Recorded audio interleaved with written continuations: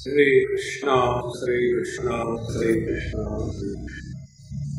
गुरुर्ब्रह्मा गुरुर्विष्णु गुरुर्देवो महेश्वरः गुरु साक्षात् परं ब्रह्म तस्मै श्री गुरवे नमः।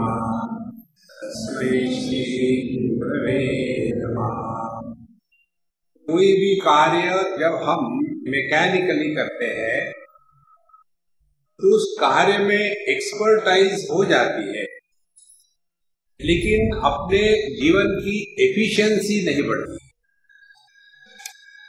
एक्सपर्टाइज और एफिशिएंसी ये दो भिन्न वस्तु है। एक्सपर्टाइज में हम अपने एक कार्य क्षेत्र में बहुत बढ़िया हो जाते हैं, लेकिन बाकी का जो जीवन है उसके लिए हम अनफिट हो जाते हैं। और एफिशिएंसी वो है कि केवल अपने कार्य में ही नहीं बल्कि जीवन के हर पहलू में हम अपने आप को संभाल करके चल सकते हैं। जैसे कई लोग होते हैं business wise they are extremely successful, but if you see their personal life, it is a tragedy. There are some people who are extremely good in their family life, but as regard business is concerned, they are utter failure. Therefore, दोनों ही चाहिए। बाहर के जगत में सफलता और अंदर के जगत में शांति, इन दोनों का जब संतुलन होगा तब हमारा आध्यात्मिक जीवन ठीक चलेगा। और उसके लिए यही सिद्धांत अब सत्संग में आ जाता है। व्यक्ति सत्संग करते करते उसका भी एक एडिक्शन हो जाता है, अध्ययन करने का भी एडिक्शन हो जाता है, जप करने का भी एडिक्शन हो जाता है, समाज सेवा करने का एडिक्शन सबसे बुरा है। आदमी उसी में फंस जाता है, हर जगह जाकर के मुझे ये करना है, मुझे वो करना है, मुझे ऐसे करना है, मुझे वैसे। इस प्रकार से मनुष्य अपने स्वरूप से दूर भटकता है। तो जो प्रोफेशनल सत्संगी होते हैं, प्रोफेशनल सत्संगी माने कई महात्माओं को सुन के रख दिया और फिर उनमें उस तत्व को जीवन में उतारने का जो भाव है वो बनता नहीं। इसलिए यहाँ बताते हैं द्वे विद्ये वेदितव्ये तु शब्द ब्रह्म परम च तत् शब्द ब्रह्मणि निष्णातः परम ब्रह्माधिगच्छति। दो भाग है हमारे जीवन के। एक है सापेक्षता का क्षेत्र, the world of relative existence, द्वैत का प्रपंच, और दूसरा है परम ब्रह्मणि निष्णातः अधिगच्छति, अपना जो निरपेक्ष स्वरूप है वो। तो पहले बताते हैं कि शब्द ब्रह्मणि निष्णातः, हमको इस जगत में ऐसे रहना है कि ना तो हम जगत के लिए समस्या होवे, ना जगत हमारे लिए समस्या हो जाए। कई व्यक्तियों का एक बड़ा विचित्र व्यक्तित्व होता है कि वो अच्छे होते हैं, किसी का बुरा नहीं सोचते इत्यादि, फिर भी लोग उनको नहीं चाहते, उनको अवॉइड करते। क्या कारण क्या है? कारण यही है कि वो अपनी ही धुन में ऐसे रहते हैं कि अगला व्यक्ति चाहता है या नहीं चाहता है, इधर कोई ध्यान ही नहीं। भगवद गीता के 12वें अध्याय में भगवान श्री कृष्ण कहते हैं यस्मान् नोद्विजते लोकः लोकान्नोद्विजते च यः हर्षामर्ष भयोद्वेगैः मुक्तः यः स च मे प्रियः। जिसके कारण लोग ऊबते नहीं, और जो लोगों के कारण नहीं उगता वो मेरा भगत है। लोग हमारे कारण क्यों उगते हैं? क्योंकि या तो हम कंप्लेन करने में बहादुर है, कंटिन्यूस कंप्लेन, या तो कंटिन्यूस हम अपने ही बारे में बोले जा रहे हैं। दो चीजें हैं, इससे अपने आप को बचाना है। देखो, हमने आध्यात्म के बारे में स्पष्ट बताया कई बार, अपने बारे में और भूतकाल के बारे में अपने ना बोले, कोई आवश्यकता नहीं। Nobody is interested in our past. हर एक व्यक्ति अपने भविष्य में फंसा हुआ है और हमारे पास पास की सिवा कुछ है नहीं। ये जो कहते हैं ना कि ये जो आजकल के जवान लड़के जो है वो बड़ों को आदर नहीं देते, अरे आदर देने के लिए क्या है हमारे पास? वही पुरानी बातें, जब हम छोटे थे तब नंगे पैर स्कूल में जाते थे, जाओ फिर तो व्हाट। तो यह जो जीवन है इसमें expertise is not enough, we should be efficient.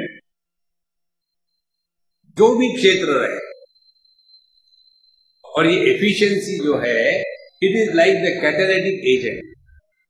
Catalytic agent speeds up the process without getting lost. तो ये कौन सी वस्तु है जिसको कहते हैं शास्त्रों में इंस्पिरेशन या उत्साह?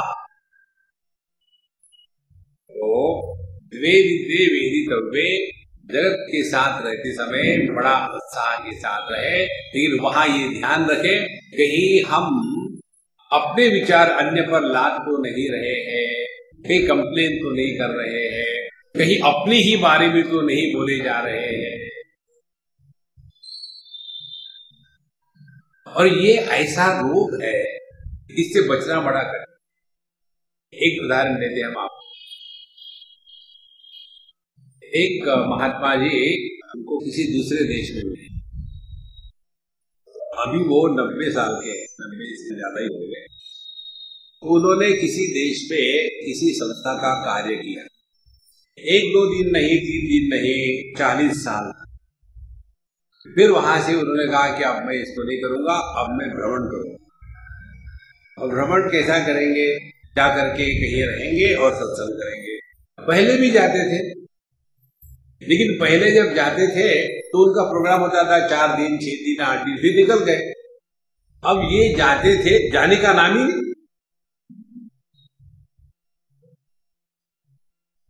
और हमको जब पता चला था, मिलने गए उनको, बड़े हैं उम्र में, बड़े विद्वान है, ज्ञानी है। वही शुरू हो गया, आप कहाँ से हो, कहाँ जन्म हुआ था, कितने बड़े थे, शादी के बाद संन्यास किया कि बीवी ने संन्यास दिलाया, शुरू हो गया। तो मैंने टॉपिक बदल दिया। हमने कहा बाहर कितना गर्म है आज, नॉर्मली यहाँ तो इतना गर्म नहीं होता। और उसके बाद उन्होंने अपने बारे में शुरू किया।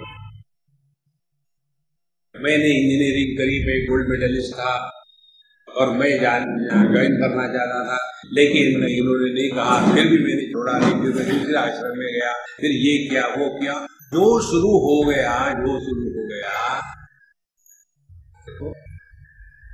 और फिर मैंने इतना फंड्स इकट्ठा किया, फिर ये आश्रम बनाया, फिर वो मंदिर बनाया, और फिर मैंने अरे राम राम राम राम।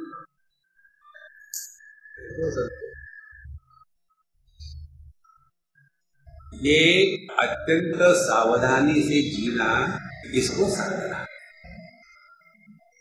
मैकेनिकली नहीं। इसीलिए शब्द ब्रह्मणि निष्णातः ये हो गया। फिर परम ब्रह्म अधिगच्छति, तो शब्द ब्रह्मणि का तात्पर्य हो गया इस सापेक्षता के द्वैत और द्वंद्व के जगत में निष्णात, एक्सपर्ट। कैसा एक्सपर्ट है? योगः कर्मसु कौशलम। सब्जी काटने के लिए बैठे, उंगली काट के बैठे, योगः कर्मसु कौशलम। तो कौन सा कौशल्य होगा कर्म में? ऐसा कर्म करे कि जिसका कर्म फल निर्माण न होवे, वो कर्म का कौशल्य है। तो शब्द ब्रह्मणि निष्णातः, तो जगत में रहते समय अंतःकरण को शुद्ध करना, यही कर्म का तात्पर्य है। और फिर परम ब्रह्म अधिगच्छति, फिर हम तत्व का चिंतन कर सकते। अच्छा, ये करने के लिए धर्म शास्त्रों का अध्ययन इत्यादि करेंगे, तो उसके बारे में कहते हैं ग्रंथम अभ्यस्य मेधावी ज्ञान विज्ञान तत्परः पलालम इव धान्यार्थी त्यजेत ग्रंथम अशेषतः। ग्रंथम अभ्यस्य मेधावी, इस समझदार और अच्छे साधक ने शास्त्रों का अध्ययन करना है। उसके बाद ज्ञान विज्ञान तत्परः,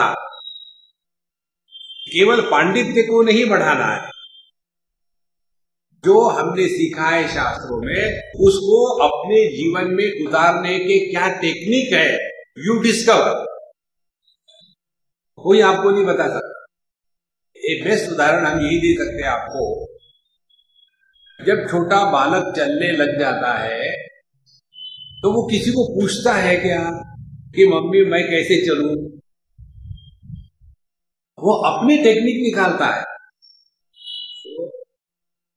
पहले तो रेगेगा वो जमीन पर, और फिर दीवार को हाथ लगा करके खड़ा हो गया, फिर पर्दे को पकड़ के खड़ा हो गया। अपने टेक्निक है। और second thing, he never gives up. कल्पना करो, एक बार गिर गया बालक चलते चलते और उसने ये कहा कि बाप रे मैं गिर जाता हूं, मैं नहीं चलूंगा, तो जिंदगी भर नहीं चलेगा। 10 बार गिरेगा और 10 बार टूटेगा। इसी प्रकार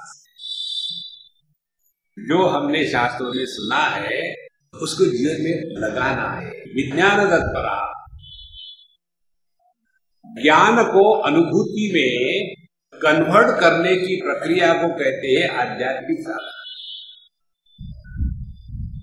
नहीं तो ज्ञान का पांडित्य का बोझा हो जाता है। तो उदाहरण ले लो एक दो, जो हम पिछले 4-6 दिनों से बोल रहे हैं उसी को लेकर के कहेंगे। हमारे अध्यात्म के केवल 2 स्टेप्स है, सब हमने डिलीट कर दिए। एक स्टेप देहात्म भाव की निवृत्ति, दूसरी स्टेप जीवात्म भाव की निवृत्ति। ये बताने के लिए ही सब भागवत इत्यादि पुराणों का कहानियों का संग्रह है। जैसे उसमें कहानी आती है, अमुक अमुक राजा था और उसने 10,000 साल राज्य किया, फिर उसने अपना राज्य जो था एक लड़के को सौंप करके जंगल में चला गया तपस्या करने के लिए। तो इसे निकला क्या? What is the moral of the story? कि चाहे आप दुनिया के राजा हो, चाहे आप 10,000 साल तक राज्य करो, फिर भी आपके जीवन में कृतकृत्यता का अनुभव नहीं आ सकता। तो साधना क्या होगी? जिसके द्वारा देहात्म भाव की निवृत्ति होगी। अब इस पर चिंतन करो, इसका मतलब क्या? सोचो, फ्री थोड़ी होता है। कृपणः फल हेतवः, हमको फ्री डाइजेस्टेड इंट्रावेनस फूड चाहिए। थोड़ी तो मेहनत करो। देहात्म भाव का त्याग माने क्या? आप बैठ करके चिंतन करो, ये धीरे धीरे आपको पता चलेगा। देहात्म भाव का त्याग माने क्या? समझो हो गया तो क्या हो गया? मर जाएंगे? कैसे मरेंगे? देहात्म भाव का त्याग तो हो ही जाता है सपने में, गहरी नींद में। हाँ, मरते तो नहीं। अच्छा, तो आत्महत्या करने की जरूरत? क्या सो जाए? 24 घंटे सो भी नहीं सकते। क्या करें? चिंतन करो। यदि हम देह से अन्य होकर के जीना चाहते हैं तो इसका अर्थ क्या है? तब पता चलेगा। जब देहात्म भाव होता है तब ये जागृत जगत सत्य भासता है। जब देहात्म भाव नहीं है तो ये जागृत जगत सत्य नहीं है। और जागृत जगत की जो संग्रह और संबंध का बोझा है वही हमारे जीवन का सबसे बड़ा एक समस्या का विषय है। तो देह से अलग होना माने क्या? संग्रह और संबंध से अपने आप को बचाना।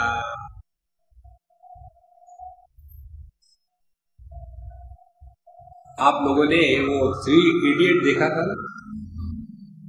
नहीं देखा है तो आपने जीवन व्यर्थ बर्बाद किया। उसमें एक जो प्रिंसिपल रहते हैं वो IIT के जो भी रहते हैं, उनके बच्चे ने आत्महत्या करी होती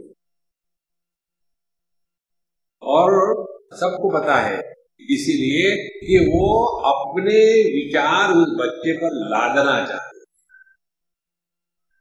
वो बालक जिस प्रकार से चल रहा था, नहीं तुमको ऐसा करना है, and he is not capable of doing it. देखो, finally he got fed up. और हम कहते हैं बच्चों के प्रति प्रेम खाद का प्रेम है। देहात्म भाव की निवृत्ति माने संबंध और संग्रह, इनका बोझा उतार दो। ज्ञान विज्ञान तत्पर, फिर जीवात्मा भाव की निवृत्ति होगी चिंतन के द्वारा। क्या हम व्यक्ति है या अभिव्यक्ति? कल परसों मुझे कोई पूछ रहा था कि जैसा इन लोगों ने वो पूछा था वीरप्पन, तो उसको समाप्त कर दिया, वैसे हमें कहा देखो वो एक व्यक्ति था, उसको आप समाप्त कर पाए, बाकी की जो चीजें है वो व्यक्ति नहीं है, it is a movement, you can't crush it down.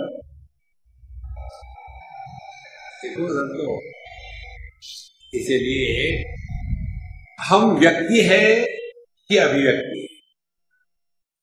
व्यक्ति होंगे तो दुख के सिवा कुछ नहीं मिलेगा, अभिव्यक्ति होंगे तो दुख का सवाल ही नहीं। हम अपने को पति व्यक्ति के रूप में स्वीकार करेंगे तो अपने पत्नी से दुखी हो जाएंगे, और पति ये अभिव्यक्ति कहेंगे तो मालूम नहीं सभी का ऐसा ही हाल है यार, अपना भी ठीक है, चल रहे टाइम पास करना है। इसलिए ग्रंथम अभ्यस्य मेधावी ज्ञान विज्ञान तत्पर।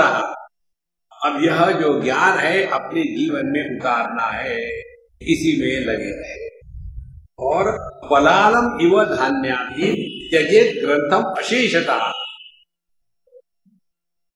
जैसे ये धान कूटते हैं ना, चावल को अलग करने के लिए, कूटने के बाद फिर हवा में उसका जो हस्क है वो हटा देते हैं और चावल मात्र को रखते हैं। इसी प्रकार से शास्त्रों का जो तात्पर्य है उस तात्पर्य को रखे और जो शब्द जाल है उसके परे चले, अन्यथा व्यक्ति उसी में फंसा रहता है। तो महाराज, एक बार भगवान रमण महर्षि को किसी ने पूछा था कि महाराज रियलाइजेशन होने के लिए कितने उपनिषदों का अध्ययन करना काफी है, कितने उपनिषदों का अध्ययन करना चाहिए? तो उन्होंने कहा तुम दाढ़ी बनाते हो क्या? अब उनको लगा देखो मैंने उपनिषद का प्रश्न पूछा रियलाइजेशन के लिए और महात्मा जी पूछते दाढ़ी बनाते, पता नहीं शायद इनको समझ में नहीं आया। हर एक बेवकूफ को यही लगता है उसका प्रश्न किसी को समझ में नहीं आया। फिर उन्होंने कहा, बोले हाँ मुझे समझ में आ गया, अब तुम मेरे प्रश्न का उत्तर दो। तुम दाढ़ी करते कहा, तो अपना चेहरा देखने के लिए कितने दर्पणों की आवश्यकता है? एक आदमी कि 10 दर्पण चाहिए, एक में देखने निकाले, दूसरा देखने निकाले। इसी प्रकार से एक उपनिषद का यदि ज्ञान विज्ञान तत्पर, यदि इस ज्ञान को अपने जीवन में उतारना और उसके अनुभूति में दृढ़ होकर के रहना, ये लक्ष्य होगा, एक उपनिषद काफी है। तो पलालमिव धान्याति त्यजेत ग्रंथम अशेषतः, शब्दों को त्याग ले और अर्थ को ग्रहण करे। गवाम अनेक वर्णानाम क्षीरस्याप्येक वर्णता, क्षीरवत् पश्यति ज्ञानम लिंगिनस्तु गवाम यथा। भिन्न भिन्न रंगों की गाय होगी, काली होगी, लाल होगी, ब्राउन होगी, सफेद होगी, लेकिन उन सभी गायों से जो दूध निकलता है वो एक ही होता है, सफेद। लाल गाय का लाल दूध, काली गाय का काली दूध नहीं होता। उसी प्रकार से सब में एक जो सामान्य तत्व है वहां हमारा ध्यान जाना है। क्या है सब में सामान्य तत्व? सभी दुखी है, भलापन भी दुखी है। दुख तत्व नहीं है, क्योंकि आप अखंड हमेशा दुखी नहीं रह सकते। कितने भी आप दुखी हो, आप 24 घंटे में 24 घंटे दुखी नहीं रह सकते। इसीलिए तत्व वो है जिसका कभी नाश नहीं होता है, जिसका कभी विकार नहीं होता। तो क्षीरवत् पश्यते ज्ञानम, तो जो ज्ञान है ये दूध के जैसा है। माने आपने देखा होगा गीता का जो ध्यान श्लोक आते हैं, सर्वोपनिषदो गावो, आगे क्या है? दोग्धा गोपाल नंदन पार्थो वत्स सुधीर भोक्ता गीतामृत दोहे। ये श्लोक हमने एक बार नॉर्थ इंडिया में, बहुत पुरानी बात है, भगवद गीता के सत्संग में कहा। तो लेक्चर के बाद एक पंजाबी अम्मा आई, मुझे कहती है, स्वामी जी तुसी सानू दसो, तुसी हुण गीता दो गधा दोग्धा गोपाल नंदना, तो दो गधा कौन है? गीता में गधा कहाँ से है? हमने एक तो मैं हूं, दूसरी तुम हो। उपनिषदों को गाय कहा, और इसमें गीतामृतम महत, और इस उपनिषद रूपी गायों से जो दूध निकला है वो दूध है इस परमात्मा का। तो जैसे गाय में तो पूरा दूध व्याप्त है, तो यदि पूरे गाय में दूध व्याप्त है तो उनके कान को धोने से दूध निकलेगा क्या? नहीं। फिर उनका दूध निकलने के लिए उनका जो स्तन है वही जाना पड़ेगा। इसी प्रकार से शास्त्रों में सब जगह उसी तत्व का प्रतिपादन हुआ है, लेकिन उस तत्व की स्पष्ट रूप से उपलब्धि होती है उपनिषदों के ज्ञान में। इसीलिए वहां यहाँ एक उन्होंने उदाहरण दिया है, तो उपनिषदों का अध्ययन करके उसका जो तत्व है उस तत्व को ग्रहण करना है। तो क्षीरवत् पश्यते ज्ञानम लिंगिनस्तु गवाम यथा, और जहां से हमको ये उपलब्ध होता है वो सभी के सभी उपनिषद ही हैं। इस प्रकार से शास्त्रों के अध्ययन का तात्पर्य हमको समझ में आना चाहिए। यदि तात्पर्य समझ में नहीं आया तो हम केवल भटकते ही रहेंगे कल्पना के जाल में। हमने आपको कई बार बताया, एक बार फिर बताते हैं, कर्म का सिद्धांत हमको ये बताने में है कि हम एक अखंड सत्ता है। पाप पुण्य धर्म अधर्म, पिछला जन्म अगला जन्म, स्वर्ग नरक, ये बताने में नहीं है।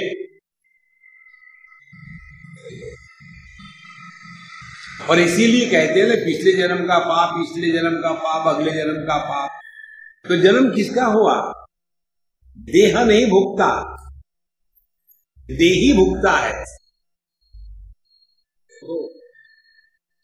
जिस देह ने पाप किया था वो देह तो पिछला देह नष्ट होने के साथ खत्म हो गया, वही देह फिर थोड़ी है, लेकिन भुगतने वाला जो देही है वही अखंड है। तो जब वो अखंड है तो मरने का सवाल आया कहां? तो कर्म के सिद्धांत को यदि हमने योग्य प्रकार से समझ लिया है तो अपने हृदय से मृत्यु का भय हमेशा के लिए निकल जाएगा। वेदांत का श्रवण करके मृत्यु का भय बना रहे तो हमने वेदांत का श्रवण खाक किया। नहीं तो वही चलता रहता, स्वामी जी पिछले जन्म में हम क्या हो, इस जन्म में क्या है, लोग तो मुझे गधा कहते, तो अगले जन्म में लिंग भेद होगा। तो इस चक्कर में मत पड़ना, ये तात्पर्य नहीं है शास्त्र। उसी प्रकार से जो हम उपासना करते हैं, उपासना में अनेक प्रकार भगवान का नाम लेना इत्यादि, तो भगवान का नाम लो ठीक है, लेकिन ये भी तो देखो कि उसका प्रभाव जीवन में हो रहा है कि नहीं। देखो ये उपासना करने वाले हमने कितने देखे हैं, कहते हैं उपासना करेंगे, सुबह उठ करके नहाएंगे धोएंगे, भगवान का नाम पूजा पूजा सब कुछ करेंगे, लेकिन अंदर में ठन गोपाल, ना प्रेम है, ना आत्मविश्वास है, ना प्रभु पर समर्पण है, और दुखी होते जा रहे। ये कोई उपासना है?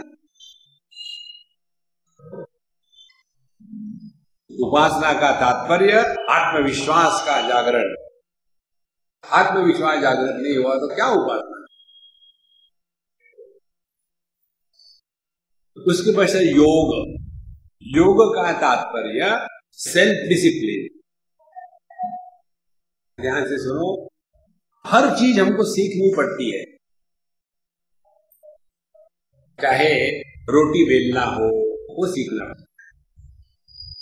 लड़कियां जब बचपन में पहली बार रोटी बनाना सीखती है तो उनकी पहली रोटी जो होती है वो न्यूजीलैंड के साउथ आइलैंड की जैसी होती है। पता नहीं मम्मी मेरी रोटी ऐसी क्यों हो रही है, पहली रोटी ऐसी होती है। फिर धीरे धीरे अभ्यास करते करते करते फिर जाकर के ठीक होने लगी।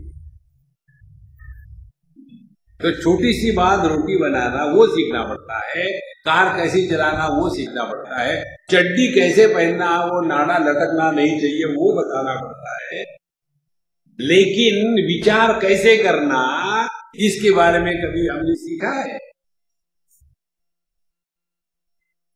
वो महाराज हम विचार थोड़ी करते हैं, हम वरी करते हैं। देखो एक पुस्तक है आइदर थिंक और वरी, दोनों विचार ही है। Thinking is also thought process and worrying is also thought process.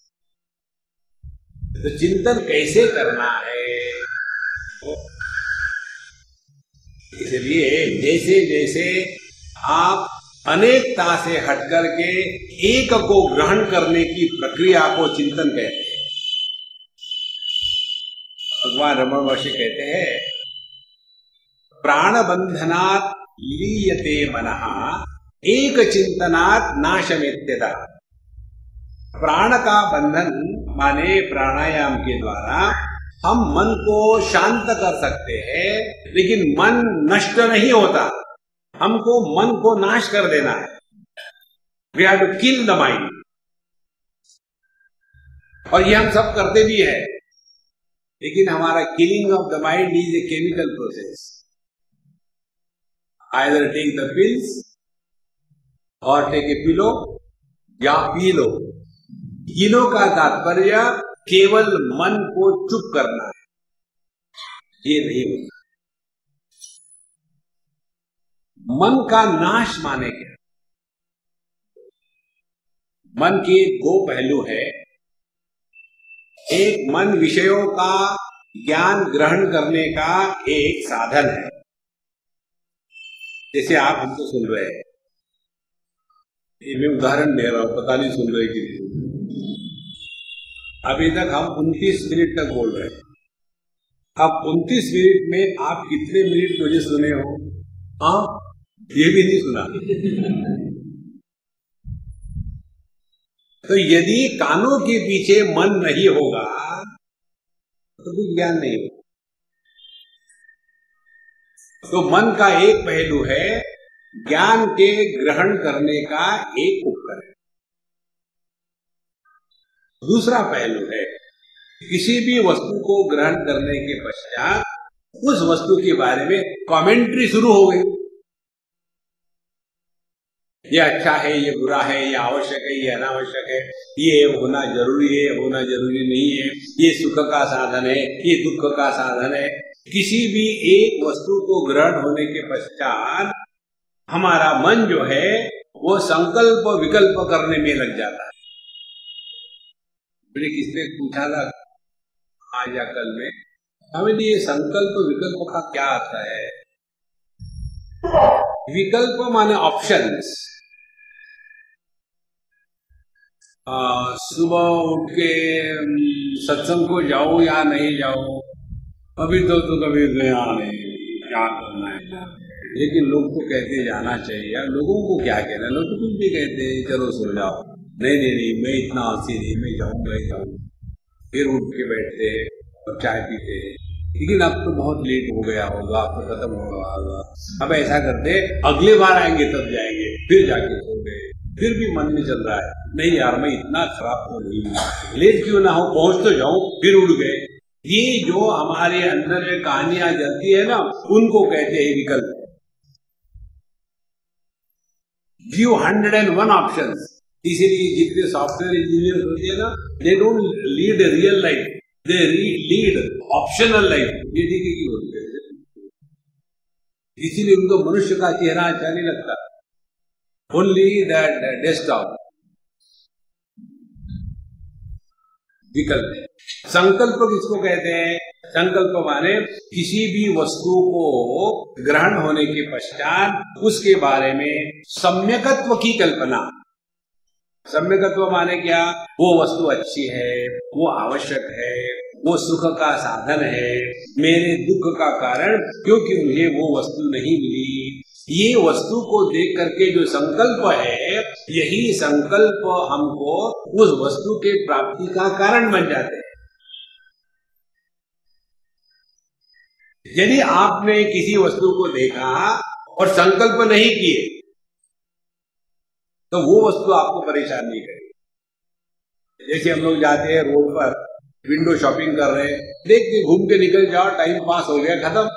लेकिन जब जाते हैं तो वहां देखते हैं एक खड़ी है साड़ी पहनी हुई, और फिर वहां देखते हैं सेल सेल सेल, और फिर वहां देखते हैं वो टैग लटका हुआ है, तो टैग ऐसा लटकाते हैं कि वो बाहर से नहीं दिखता, अंदर से जाना पड़ता है। तो फिर आप वो दुकान के अंदर चले जाते हो और वहां लिखा है original price 21,000, now for sale 2100। Oh God, इतना सेविंग है। संकल्प शुरू हो गया। उस दिन हमने आपको बताया था ना, एक दुकान पर लिखा हुआ था सिल्कन साड़ी 10 रुपए, नायलॉन साड़ी 8 रुपए और कॉटन साड़ी 2 रुपए। पत्नी महारानी ने कहा पति महाराज को कि जरा मुझे देना 10,000 रुपए में बहुत सारी साड़ियां ले आऊंगी, देखो कितना सस्ता है। पति कहता है बीरबल की औलाद, ये धोबी का दुकान है।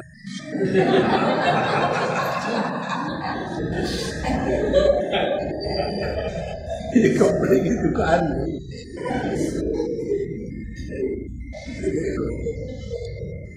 ये जो संकल्प है ना, ये हमको परेशान करता है। तो मन को मारना माने मन को ये संकल्प के चक्कर से जुड़ा। जिस वस्तु का पहला संस्कार होता है, उस संस्कार का प्रभाव मन पर नहीं पड़ता। पहले संस्कार के पश्चात जब हम ये दूसरी संस्कारों की श्रृंखला संकल्प के माध्यम से शुरू करते हैं, तब जाकर के वो वस्तु हमारे लिए परेशानी बनती है। तो मन को मारना माने मन की ये जो पुरानी आदत है, देखो ये आदत ओवरनाइट नहीं होती, जिंदगी भर की है। कैसी आदत है? हर वस्तु व्यक्ति को देख करके कमेंट्री करना कोई जरूरी है, लेकिन ये आदत है। जरूर हो ना हो सजेशन देना, जरूरत हो ना हो दूसरे के लिए डिसीजन लेना। घर के बुढ़ाऊ लोग यही करते हैं, दूसरा काम धंधा तो है नहीं। मुझे लगता है अपने डब्बू की शादी कर देना चाहिए। क्यों? आजकल वो फैन की तरफ देखते रहते, क्या जरूरत है? लेकिन वहां जाना ही है। और फिर कहेंगे क्या ये हमारा कर्तव्य नहीं है कि हम अपने बच्चों को संस्कार दें? इस चक्कर में मत पड़ना। और इसी के कारण हम ये संसार से उपरत नहीं हो।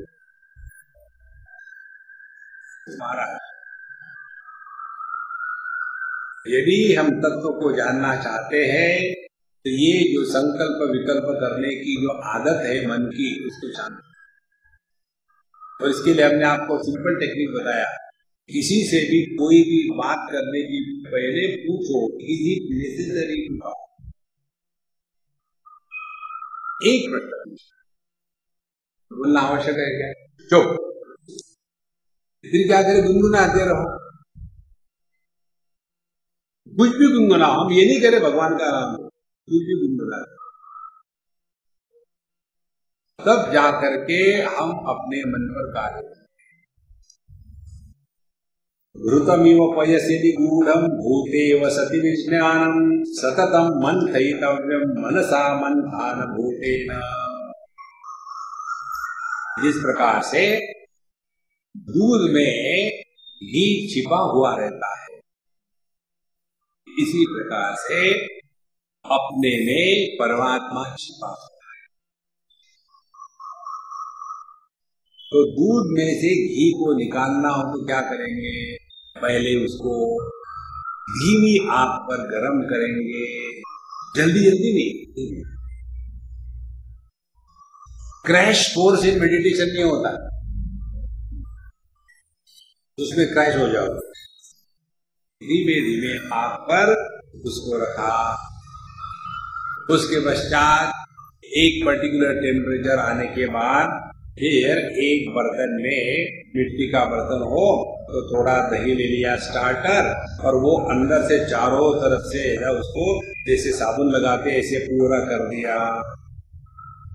फिर वो जो योग्य टेम्परेचर वाला दही दूध है वो उसमें डाल करके उसको कपड़े से ढक दिया और ऐसे स्थान पर रखा कि उसको डिस्टर्ब नहीं करना है। अभी हर 2 मिनट के बाद देखना नहीं, हाँ अब 12 घंटे 10 घंटे लगते। लेकिन बड़ा ठंडा है। अभी हम गए थे कुंभ मेला में, बड़ी ठंडी थी वहां। तो वहां एक अम्मा थी हमारी जो उनको खाना खिलाती थी, वहां उसके पास मैंने रोज दही खाया। तो मैंने उसको पूछा कि अम्मा तुम दही कैसी बनाती हो? ठंडक में तो दही ठीक से बनती नहीं। फिर उसने अपनी टेक्निक बताई, मैं ऐसी करती हूँ ऐसी करती हूँ और बढ़िया दही बनता है। तो दूध का दही करने में टेक्निक है, बड़बड़ाहट नहीं। फिर उसके पश्चात फिर उसमें मथनी डालनी है और मथनी डाल करके धीरे धीरे मंथन। जब मंथन करेंगे तो ऊपर में जो फ्लोट होगा वो होगा मक्खन। फिर उसका ऐसा निकाल करके बर्तन में ऐसा, तो जो बचेगा वो ऐसा करके फिर अपन ये सब टेक्निक है। और ये कब तक करना है? जब तक के उसमें से मक्खन निकलना बंद नहीं होता। और ये सब होने के बाद फिर उस मक्खन को फिर धीमी आग पर चढ़ाना है। और जैसा धीमी आग पर चढ़ाएंगे उसमें जो भी अनावश्यक बातें हैं वो धीमे धीमे जल जाएगी और ऊपर में मक्खन तैयार हो गया। अब इस मक्खन को फिर से दूध में मिलाने का प्रयत्न करो, होगा। इसी प्रकार से अपने बुद्धि के मथनी के द्वारा मंथन करो। कस्त्वं कोहम उत्तमायातः कामे जननी ओमे तातः इति परिभावय सर्वमसारं विश्वं त्यक्त्वा स्वप्न विचारं भज गोविंदम भज गोविंदम। ये है विचारों का मंथन। ये ऐसा क्यों, वो ऐसा क्यों, लोग ऐसा क्यों करते हैं? ये मंथन नहीं है, ये माथा पीछी है।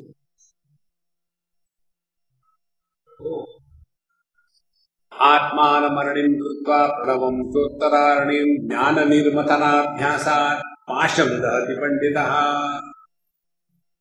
कैवल्योपनिषद में आता है, आत्मानमरणिं कृत्वा, नीचे का लकड़ी का कप हम है, ऊपर का जो लकड़ी का कप है परमात्मा है, दोनों के बीच में एक लकड़ी का डंडा है बुद्धि का, और उसका मंथन करने से ज्ञान निर्मथनाभ्यासा, और जैसा मंथन होता रहेगा तो नीचे के कप में धीरे धीरे घर्षण के कारण थोड़ी गर्मी हो जाएगी, फिर उसमें थोड़ा सूखा कपास डाल दो या थोड़ा सूखा कोई पत्ता डाल दो, और उस गर्मी के कारण धीरे धीरे धीरे धीरे अग्नि पकड़ेगा, और एक बार अग्नि प्रज्वलित हो गई तो सभी अज्ञान की जो झंझटें हैं हमेशा के लिए खत्म हो जाएगी।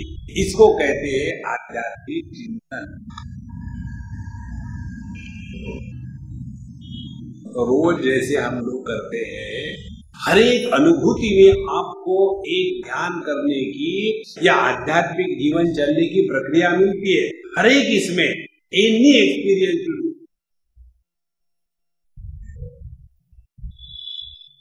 जैसे हमने आपको कई बार बताया होगा शायद, लोनावाला की बात है, और हम अपने कपड़े धो करके वहां प्रेस करते हैं। तो जब प्रेस करते उसने में एक सज्जन आके टपके, बोले स्वामी जी मुझे कुछ पूछना है आपसे कि ये वासना का परगेशन कैसा करें। हमने कहा बाथरूम में जाओ, यहां मत रहो, मेरा कमरा खराब करो। ये शब्दों का केवल बोझा है, कुछ अर्थ निकलता नहीं उसमें से। हमने कहा दिखाओ तुम्हारी कौन सी वासना है, तुम परमात्मा को चाहते हो कि वासना को चाहते हो। फिर मैंने कहा देखो पहली बात मेरा काम करो, फ्री में कुछ नहीं मिलता।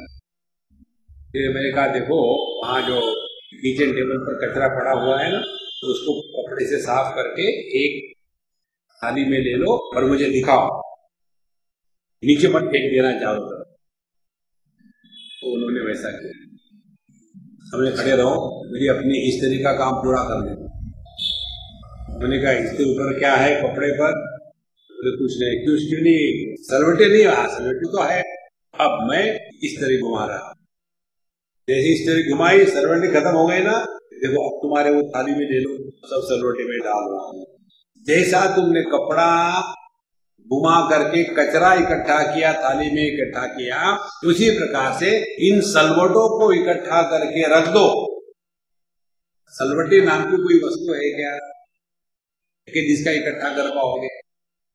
इसी प्रकार से वासना वासना वासना नाम की कोई वस्तु नहीं है।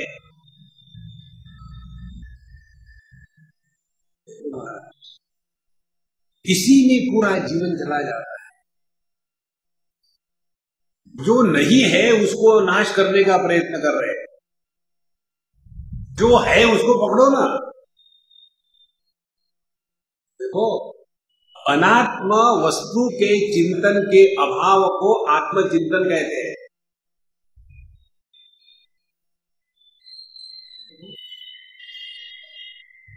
आपको अपनी दृष्टि के बारे में जानना है तो क्या करना पड़ेगा? जो देख रहे हैं उसको महत्व मत दो, दिख रहा है कि नहीं उसको महत्व दो। एक मिनिस्टर चला गया डॉक्टर के पास, डॉक्टर साहब मुझे चश्मा दे दो, ठीक से दिखता नहीं। डॉक्टर साहब बोले बैठो महाराज और पढ़ो। उन्होंने लिखाया, पढ़ सकते हो? बोले नहीं। इसे बड़ा किया, अब बोले नहीं। इतना बड़ा किया 6 फीट की, अब पढ़ सकते हो? बोले नहीं। ये कैसे हो सकता है? बोले मुझे अंग्रेजी नहीं आती। अरे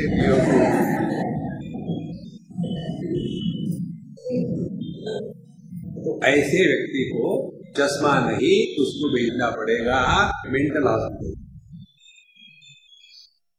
तो यदि हमको दृष्टि की तरफ ध्यान देना है तो दृष्टि के द्वारा जो दिखा जा रहा है उसको हमको त्यागना पड़ेगा, तभी दृष्टि की तरफ ध्यान होगा।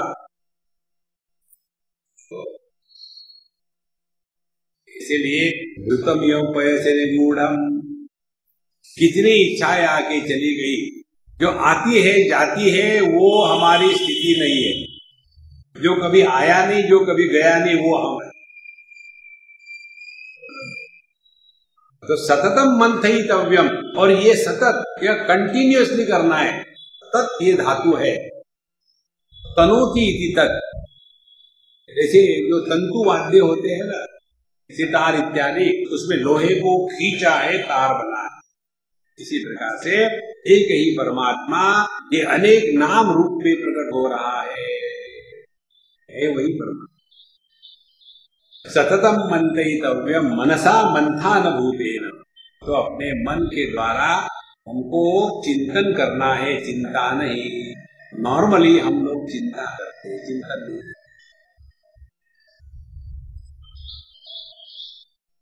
चिंता और चिंतन में ये फर्क है, जिन विचारों के द्वारा हम अपने विचारों में ही उलझ जाते हैं उसको चिंता कहते हैं, और जिन विचारों के द्वारा हम अपने विचारों से सुलझ जाते हैं उसको चिंतन कहते हैं। अब देखो, आप उलझे हो कि सुलझे हो, कितनी सहज बात। लेकिन वही चिंता करते रहेंगे, पता नहीं क्या होगा। पता नहीं तो मौज करो, पता है तो तैयार हो जाओ। चिंता करने से कोई भी समस्या का समाधान आज तक नहीं हुआ, और ये चिंता करने का कारण ये है कि हम अपनी क्षमता को नहीं पहचानते। अपनी क्षमता को पहचानो, उसके अनुसार कार्य। दूसरे करते हैं इसीलिए हमको करना है, इस चक्कर में मत पड़ना। अपना जीवन स्वयं को जीना है। तो बम्बई में एक अम्मा मेरे पास आई अपने लड़की को लेकर के, बोले स्वामी जी आप मुझे गाइडेंस करिए। क्या गाइडेंस? मुझे ये बताइए कि इंजीनियरिंग अच्छी है कि मेडिकल अच्छा है? तुम्हारे लिए? बोले नहीं, मेरे लड़की की। तो मैंने उस लड़की को पूछा, अच्छा बताओ 17 गुणे 7 कितना होता है? वो ऐसा करने क्या है, कर रही हो तो स्विच ऑन कर रही हो? बोले नहीं, मैं कैलकुलेटर देख रही हूँ, मेरा फोन कहाँ है, उसमें कैलकुलेटर है। तो हमने कहा तुम मुर्दे काटो, तुम्हारे लिए इंजीनियरिंग नहीं है। जो व्यक्ति गणित नहीं कर सकता उसने कभी इंजीनियरिंग में नहीं जाना है। लेकिन लोग जाते हैं, अब वो उनका प्रॉब्लम है, तुमको क्या करना है? और फिर चिंता में लगे हुए हैं, पता नहीं क्यों नहीं हो रहा है। तो अपने औकात पहचान। अध्यात्म भी वैसे ही होता है।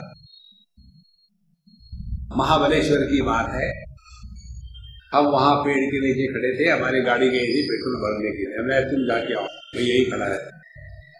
तो उतने में एक पति पत्नी आ गए, और वो पति को मैंने कभी देखा भी नहीं था। कल्पना करें, अपने यहाँ पता चल जाता है पति पत्नी है कि फ्रेंड्स है। जब कोई डर डर के साथ चल रहा तो पति है, तो आ रहे थे। तो मैंने पता नहीं क्यों कहा कि अम्मा क्यों भोले बाबा को परेशान करती हो। शुरू हो गया, इन्होंने आपको कुछ बताया? हमने कहा मेरी माँ कुछ नहीं बताया, मैंने झूठ मूठ कहा है, मैं अपने शब्द से निकल लेता हूँ। बोले नहीं नहीं नहीं, इन्होंने जरूर कुछ कहा होगा। हमने कुछ नहीं कहा, मैं जानता भी नहीं कि आपके पति बेचारे। उसके पश्चात फिर उन्होंने शुरू कर दिया, स्वामी जी ये बड़े स्वार्थी है। मैंने कहा अच्छी बात है, हम भी स्वार्थी। बोले ये सुबह उठ जाते हैं 3 बजे, 3 बजे से 6 बजे तक मेडिटेशन करते हैं। मालूम है, अकेले अकेले। मेडिटेशन की कोई मिलिट्री की ड्रिल है? अकेले अकेले। और देखो ना, इनको लाइट दिखती है, मुझे नहीं दिखती, तो मैं क्या करूं? बल्ब चेंज कर लो। अध्यात्म मिमिक्री नहीं है। अपनी औकात पहचानो, हम किस लिए सक्षम। तो हमने कहा कि अम्मा ये महात्मा जी शांत है तो तुम क्यों परेशान होती हो, लेकिन इनको क्यों होता है। हमने कहा इसका श्रेय मैं आपको देता हूं। बोले कैसे, आपने इनको इतना परेशान कर दिया है कि इनके हृदय में वैराग्य अपने आप प्रकट हो। अपनी क्षमता देखो, हम किस लिए लाए। दूसरा करता है मेडिटेशन, हम भी करेंगे। देखो क्या अपने लिए सक्षम। इस प्रकार से सततम मंथयितव्यम, यह जो मंथन है विचारों का ये अखंड चलता रहे। और ये विचारों का मंथन यदि चलता रहेगा ना, हम आपको गारंटी देते हैं अपने जीवन का हर एक अनुभव परमात्मा के द्वारा नियोजित किया होता है, जिसके द्वारा हम अपने स्वरूप के पास पहुंचे। अनुभूतियों में अच्छा बुरा नहीं होता। यदि किसी अनुभूति के कारण हम अंतर्मुखी हो गए तो समझ लेना भगवान की कृपा हो गई, और किसी अनुभूति के कारण हम अंतर्मुखी होने के स्थान पर डिप्रेशन में चले गए तो हम साधक नहीं है। Every experience is designed for our evolution. एक बार भगवान के यहाँ मीटिंग बुलाई थी सभी बाबा जियों की, हमको भी बुलाया। तो जैसे भगवान प्रवेश किए तो हम सब लोग उठ गए। तो भगवान ने कहा बैठो भाई, तो हम लोग बैठ गए। भगवान ने कहा कि देखो दुनिया के सभी जीवों का उद्धार करने के लिए हर एक जीव के लिए जो योग्य परिस्थिति है वो सप्लाई करने का डिपार्टमेंट मैं ले लेता हूं, ताकि सभी जीवों का उद्धार हो जाए। हम बाबा जी लोग इंडियन तालियां बजाए। भगवान ने कहा ताली मत बजा, आप क्या करोगे बताओ। इंडियन, हमने कहा मीटिंग करेंगे। मीटिंग करना एक ऐसा धंधा है कि every meeting concludes with a conclusion, when is the next meeting, उसके सिवा दूसरा कुछ नहीं करता है। तो हमने कहा मीटिंग करेंगे फिर आपको बताएंगे। दूसरे दिन गए, फिर बोले हाँ बताओ। बाबा जी लोगों ने कहा ये देखिए हर एक जीव के उद्धार के लिए जो योग्य परिस्थिति है वो आप प्रोवाइड करेंगे। बहुत बढ़िया। अब उस योग्य परिस्थिति में कैसे हमको इंटरैक्ट करना है, ये सॉफ्टवेयर हम बाबा जी लोग उन जीवों को देंगे। केवल हार्डवेयर से काम नहीं होता, सॉफ्टवेयर भी चलता है। सत्संग सॉफ्टवेयर है और जीवन की जो परिस्थितियां है वो हार्डवेयर। इसीलिए सत्संगत्वे निस्संगत्वम, निस्संगत्वे निर्मोहत्वम। यदि हम सत्संग में जाए तो हमारे सभी समस्याओं का समाधान सहज मिल जाता है, प्रश्न पूछने की कोई आवश्यकता नहीं। सततम मंथयितव्यम, ये चिंतन की प्रक्रिया निरंतर अखंड चलती रहे। Spiritual life is not a part time profession, it is a full time pre occupation, 24/7। जैसे हम सांस लेते हैं 24/7, पार्ट टाइम नहीं लेते। पार्ट टाइम जैसे हम केवल ऑफिस आवर में ब्राइब नहीं देते, ऐसे नहीं, कभी भी दे दो लेते। इसी प्रकार से अध्यात्म 24 घंटे में 24 घंटे। अध्यात्म का तात्पर्य ये नहीं कि बाबा जी बन के घूमो। आप जो भी हो, जहां भी हो, आपका एक तार उसके साथ जुड़ा हो, वाईफाई, तब जा करके आपके विचार उस दिशा में चलेंगे। ज्ञान नेत्रम समादाय उद्धरेत वह्निवत्परम, निष्कलम निश्चलम शांतम तद्ब्रह्माहमिति स्मृतम। ज्ञान नेत्र समादाय। अब ऐसा अभ्यास करते करते व्यक्ति के जीवन में ध्यान से सुनना, कार्य कारण के जब हम परे चले जाते हैं तो एक व्युत्पन्न मति प्रकट हो जाती है, जिसको कहते हैं इंट्यूटिव पावर, जिसको कहते हैं ऋतंभरा प्रज्ञा। ऋतंभरा प्रज्ञा के प्राकट्य का तात्पर्य है अब वह साधक कार्य कारण के गणित में आकर के जीता नहीं, उसके जीवन में spontaneity is the hallmark of realization. कोई प्रयत्न नहीं है।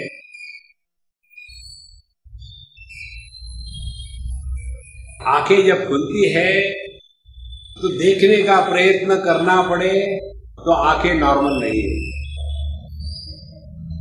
आंखें जब खुलती है बिना प्रयत्न के सब ठीक दिखता है तो आंखें नॉर्मल है। इसी प्रकार से जीवन में जीते समय प्रयत्न है तो थकावट है, फ्रस्ट्रेशन है, वीआरएस है, और यदि प्रयत्न नहीं है तो थकावट नहीं है, बोरिंग नहीं है, आनंद ही। इसलिए कहते हैं ज्ञान नेत्रम समादाय। अब यह साधक जो है इसी को कहते हैं उन्मनी अवस्था। अब वो मन के ऊपर उठ गया है। उन माने ऊपर, मन माने मन, तो जो मन के ऊपर उठ गया है ऐसी अवस्था को कहते हैं उन्मनी अवस्था। जब तक यह मन में बंधे हुए तब तक के कार्य कारण में काम करेंगे। मुझे रात को नींद नहीं आई, क्यों नहीं आएगी, क्यों नहीं आएगी, उसी में दिन भी बर्बाद हो गया। यह जो कार्य कारण का चक्कर है इससे नास्ति अकृतः कृतेन। फिर उद्धरेत वह्निवत् परम। दूसरा उदाहरण देते हैं, जैसे अग्नि, इसीलिए साधक को नचिकेत भी कहते हैं। निकेत माने घर, नचिकेत माने जो घर को चिपका नहीं होता। नचिकेत को वन्नी भी कहते हैं, अग्नि भी कहते हैं। अग्नि को कभी भी आप नीचे नहीं दबा सकते। समझो आपने अगरबत्ती को जलाया और उसको नीचे कहा, ऐसा उल्टा किया, तो भी अग्नि ऊपर ही जाएगी। साधक वो है जो कभी नीचे गिरता नहीं, हर एक परिस्थिति के ऊपर ही। तो ज्ञान नेत्रम समादाय उद्धरेत वह्निवत् परम निष्कलम निश्चलम शांतम तद्ब्रह्माहमिति स्मृतम्। और उसका ये ऊर्ध्वगामित्व कैसे होता है? इति स्मृतम्। अब उसको स्पष्ट याद है कि मैं देह नहीं हूं, मैं जीव नहीं।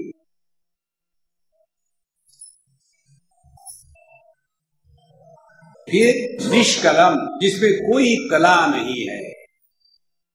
हम में कौन सी कलाएं होती है? पति पत्नी, भाई बहन, सास बहू, दोस्त दुश्मन, पड़ोसी, ये हम पर लादी हुई कलाएं हैं। निष्कलम, अनंत में कला नहीं हो सकती। अनंत की कलाएं काल्पनिक होती है, वास्तविक नहीं। जैसे चंद्रमा की जो 16 कलाएं हैं, क्या चंद्रमा की कलाएं वो वास्तविक है, क्या औपाधिक है? क्या इसी प्रकार से निष्कलम, जो सभी उपाधियों का आधार होते हुए भी किसी भी उपाधि के द्वारा प्रकट प्रभावित नहीं होता, वह 17वां चंद्रमा है। और उस 17वें चंद्रमा पर ये 16 कलाएं हैं, प्रथमा से लेकर के पूर्णिमा तक 15 और 16वीं अमावस्या, लेकिन चंद्रमा 17वां है। इसी प्रकार से पति पत्नी, भाई बहन इत्यादि, ये सभी के सभी कलाएं हैं। इन सब का आधार जो मनुष्य है वो इन सब के परे है। और दुखी होने वाले कौन है? ये कलाकार, ये दुखी होने। तो करना कुछ नहीं है। जहां दुखी हो गए समझ लेना somebody is there। एक क्षण में आपका सब समस्या का समाधान हो जाएगा। Without somebody thoughts cannot come up. जब तक ये कोई व्यक्तित्व नहीं होता तब तक ये वृत्तियां नहीं उठती। आपने देखा होगा, समझो गंगा जी बह रही है, बड़ी शांत बह रही है, और बीच में कोई पत्थर हो, पेड़ हो, तो वहां गंगा जी के पानी का जो बहाव है वो उल्टा हो जाता है, जिसको अंग्रेजी में कहते हैं एबिंग ऑफ द वाटर्स। और यदि वो बीच में का पत्थर या बीच में का जो रॉक है या पेड़ है उसको हटा दो तो फिर प्लेन। इसी प्रकार से अपने जीवन के प्रवाह में ये जो अहंकार का पत्थर बीच में आ जाता है तो विचारों की धारा प्रभु के तरफ जाने के स्थान पर उल्टी हो जाती है महाराज, और फिर संसार शुरू हो गया। इसीलिए ज्ञान नेत्रम समादाय उद्धरे वन्यवत्तरम निष्कलम निश्चलम। निश्चल माने अब इसमें कोई भी गति नहीं है, ना कहीं आना है ना कहीं जाना।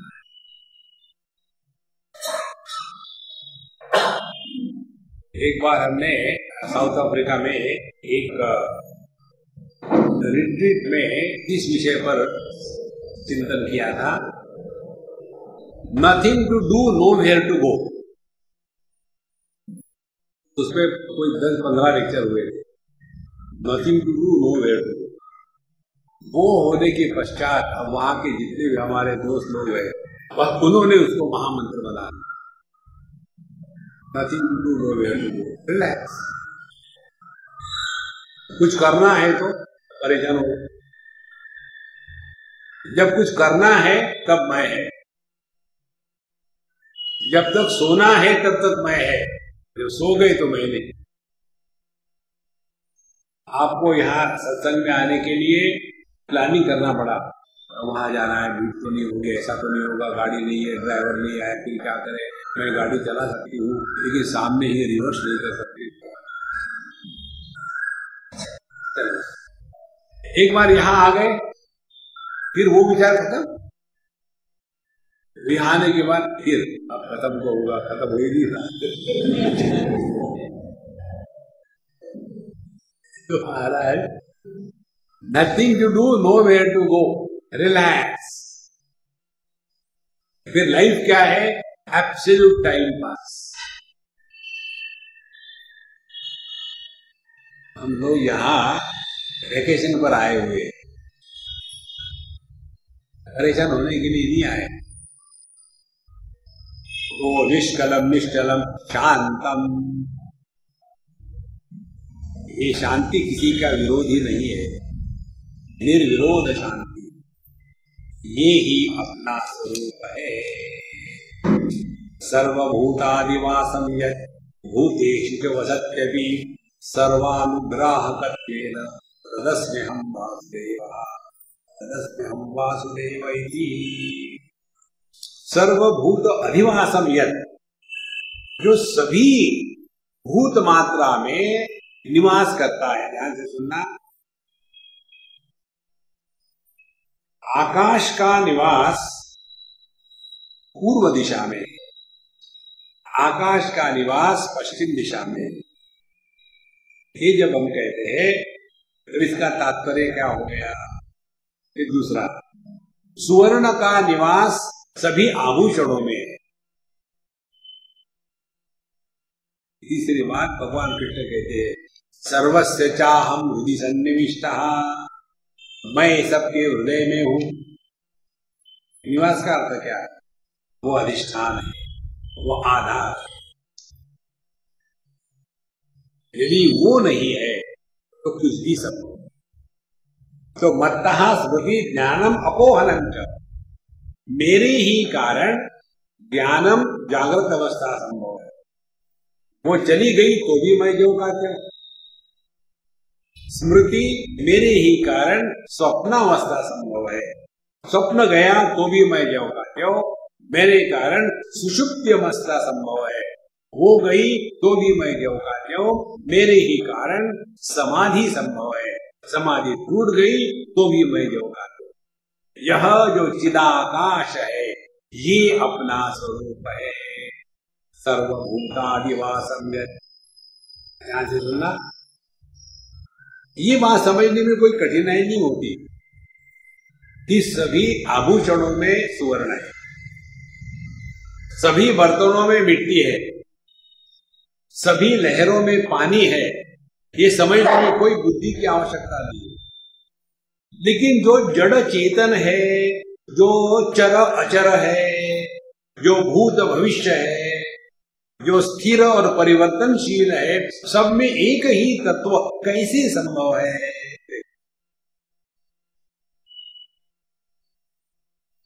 सुवर्ण का अस्तित्व सुवर्ण के आभूषणों में है।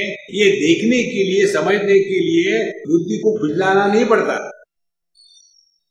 लेकिन वही परमात्मा महात्मा में भी है, चोर में भी है। वही परमात्मा जड़ में भी है, चेतन में भी है। ये कैसे समझे? इसीलिए कठोपनिषद की श्रुति कहती है, अस्ति इति उपलब्धव्यः तत्वभावेन प्रसीदति। इस परमात्मा को योग्य प्रकार से ग्रहण करने के लिए सत्ता के रूप में ग्रहण करते हैं पहले। कैसे? जड़ वस्तु माइक है, चेतन वस्तु मच्छर है,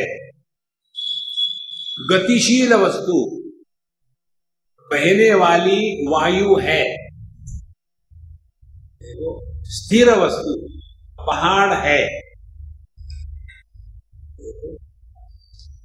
सुख है, दुख है, दोस्त है, दुश्मन है।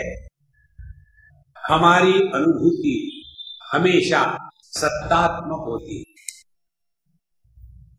अभाव भी हम अस्तित्व के रूप में ग्रहण करते हैं। उस कमरे में कौन है? उस कमरे में कोई भी नहीं है। हमारे दो उंगलियों के बीच में क्या है? कुछ भी नहीं है।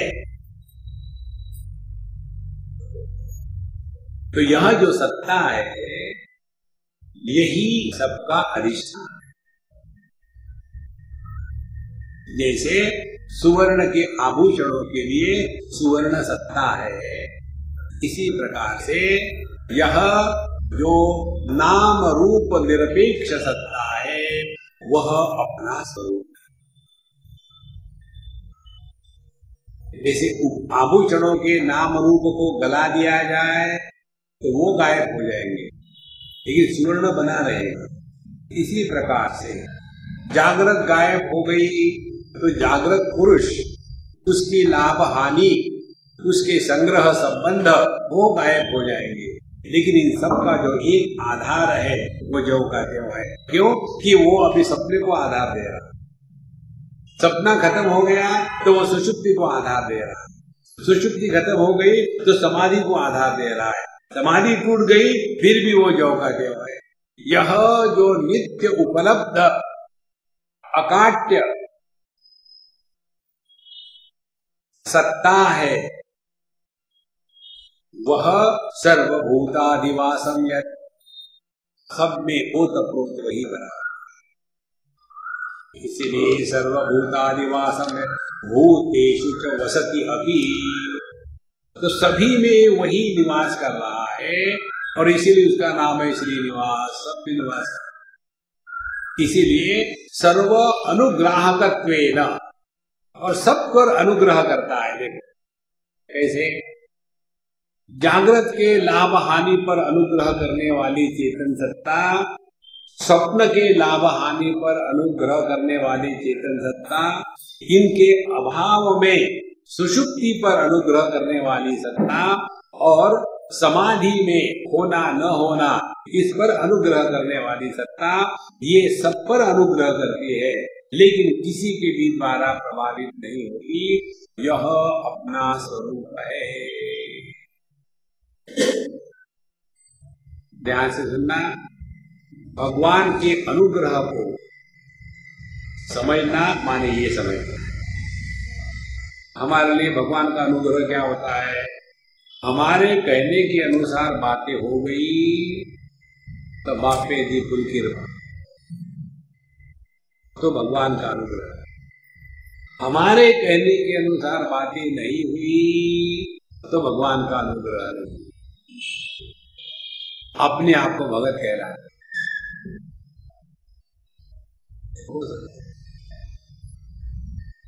सब बातें अच्छी हो रही इसलिए भगवान का अनुग्रह है, ये थर्ड क्लास भक्त का लक्षण है। बुरी बातें हो रही है उसमें भी भगवान का अनुग्रह है, ये मीडियोकर भगवान साधक का लक्षण है, भक्त का लक्षण है। जो भी कुछ हो रहा है उधर ध्यान ही नहीं, प्रभु में मन लगा हुआ है, वो उत्तम लक्षण।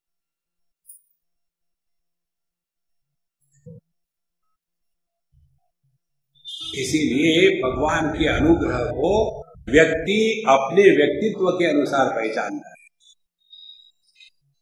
जिसकी शादी नहीं हो रही है उसके लिए भगवान का अनुग्रह, भगवान किसी को भेज दो, उर्वशी को चलेगा। जिसके पास पैसे की कमी है उसके लिए भगवान का अनुग्रह, एक लॉटरी लग जाए बस। जिसकी बीमारी है उसके लिए भगवान का अनुग्रह, योग्य डॉक्टर और दवाई मिल जाए, भगवान का अनुग्रह। जिसकी सास परेशान कर रही